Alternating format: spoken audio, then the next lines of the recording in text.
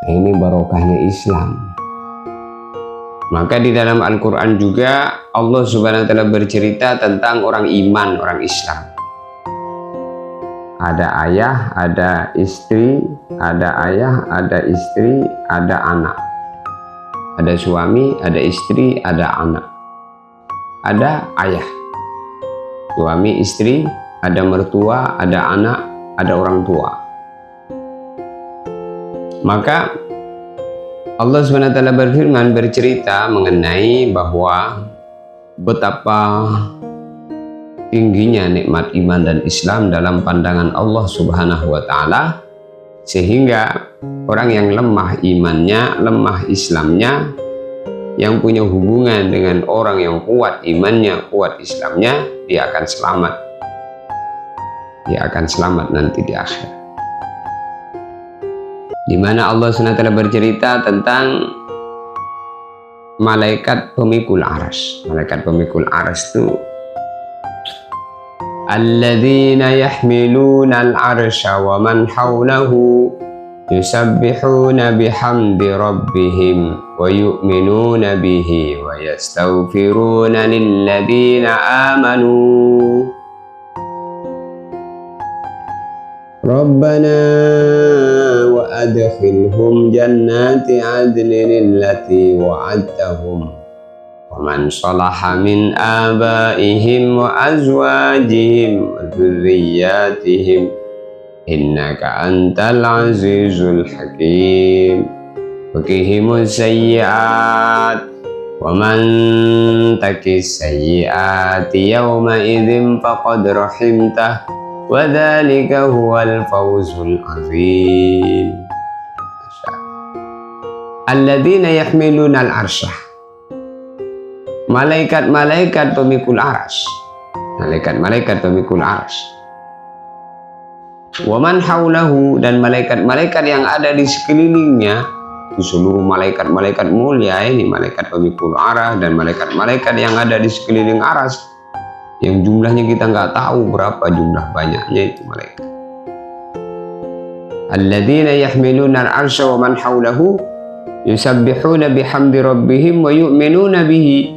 Yang mana para malaikat-malaikat tadi, pemikul arsy dan seluruh malaikat yang ada di sekeliling arsy itu hari-hari ibadah taat hanya mensucikan nama Allah, membaca tasbih, wa yastaghfiruna lilladzina amanu, dan mendoakan orang-orang yang beriman. Jadi orang yang beriman itu didoai oleh malaikat-malaikat pemikul arsy. Jadi ketika orang beriman itu di dunia, maka didoain oleh malaikat-malaikat. Nanti kalau di hari kiamat dibela oleh malaikat-malaikat pemikul arsy. Apa pembelaan malaikat kepada orang-orang beriman? Rabbana wa adkhilhum, ya Allah ya Tuhan kami, Engkau masukkan orang beriman itu. Rabbana wa adkhilhum jannati adnin allati wa'adtahum, masukkan orang beriman itu ke dalam surga Aden yang mana Engkau telah berjanji akan memasukkan mereka ke dalam surga Aden. Masukkan ya Allah sekarang. Wa man shalaha min abaihim wa azwajihim wa dzurriyyatihim, masukkan mereka ke dalam surga Aden, jangan sendirian ya Allah. Orang beriman itu masukkan. Wa man, bersama orang shalaha yang baik, min azwajihim, dari istri mereka, min azwajihim wa dzurriyyatihim, dan anak-anak mereka, abaihim wa azwajihim, bapak-bapak mereka, orang tua mereka, istri mereka, suami mereka, anak-anak mereka, masukkan semua ke dalam surga Aden itu. Jadi ini orang yang beriman ketika hidup di dunia didoain supaya dosanya diampuni, didoain oleh malaikat arsy, pemikul arsy. Nanti kalau di hari kiamat dibela supaya dimasukkan ke dalam surga. Maka orang beriman masuk ke dalam surga, dan mereka tidak sendirian, masuk bersama ayah-ayahnya, bapaknya, kakeknya, dan seluruh mata rantai yang masih ada hubungan ikatan iman kepada Allah semuanya, bapaknya, kakeknya, ibunya, neneknya, suaminya, istrinya, dan zuriat, anak-anaknya, cucunya, cicitnya, nyit-nyitnya sampai ke bawah, semua yang ada hubungan dengan orang beriman ini bondong-bondong masuk ke dalam surga. Walaupun di antara mereka ketika hidup di dunia itu ada yang lemah imannya, tapi berhubungan dia ini ada hubungan dengan ayah yang beriman kepada Allah, maka masih selamat. Tapi kalau hubungan iman tidak ada, Masya Allah, misalnya istrinya kafir, seperti Nabi Nuh istrinya kafir, maka berpisah. Atau kebalikannya, suaminya yang kafir, seperti Siti Asia, suaminya itu kan Fir'aun. Kalau antara iman dan Islam, maka tidak ada lagi saling syafaat di antara mereka. Maka kita ini bersyukur kepada Allah, Allah jadikan orang yang beriman. Maka maksud istri dan anak ini, sebagian di antara mereka adalah musuh. Nah, sebagian, bukan semuanya, sebagian, yaitu menjadi musuh itu maksudnya dalam hal ini ketika mereka itu membuat kita lalai daripada Allah. Maknanya ketika kita mencintai mereka berlebihan sehingga melalaikan perintah-perintah Allah, maka dikatakan bahwasanya Al-Imam Syekh Muhammad bin Muhammad Al-Husaini Az-Zabidi dalam kitabnya Ithafus Sadatul Muttaqin, syarah daripada kitab Ihya Ulumuddin, beliau mengatakan bahwasanya yang dimaksud musuh di sini adalah kullu ma syagalaka anillah. Kullu ma syagalaka, segala sesuatu yang melalaikan kamu, menyibukkan kamu, anillah, dari taat kepada Allah, fahu aduka, maka itulah musuhmu. Jadi bukan sekedar istri dan anak, segala semuanya yang membuat kita itu lupa Allah, maka itu musuh. Musuh di sini bukan sebagaimana musuh dalam peperangan, bentuk supaya kita waspada.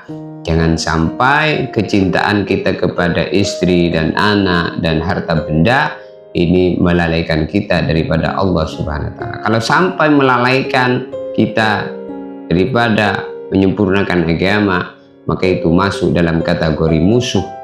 Begitu yang disampaikan oleh Syekh Muhammad bin Muhammad Al-Husaini Az-Zabidi dalam kitabnya Ithafus Sadah.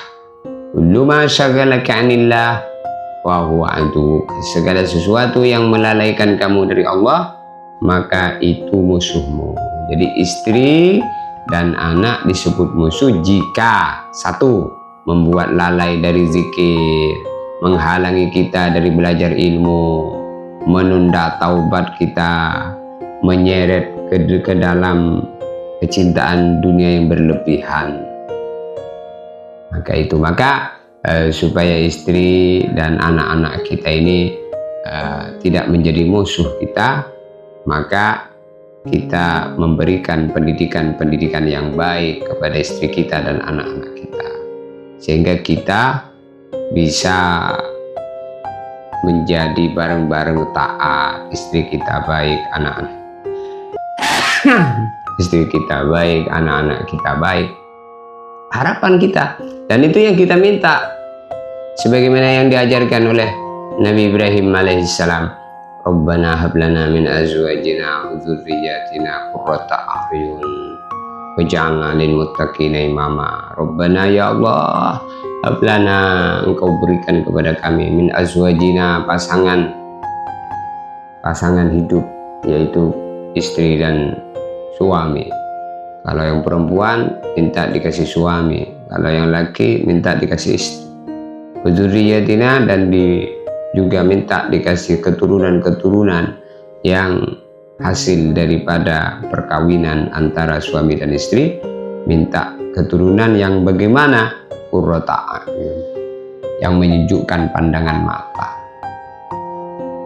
Maka sejuknya mata itu kalau kita melihat anak-anak kita itu rajin sholat, anak-anak itu pintar ngaji, nurut sama orang tua, Kalau misalnya belum nurut, misalnya kita husnudzon aja sama Allah. Oh, dia orang iman kok, pasti ngangkat derajat.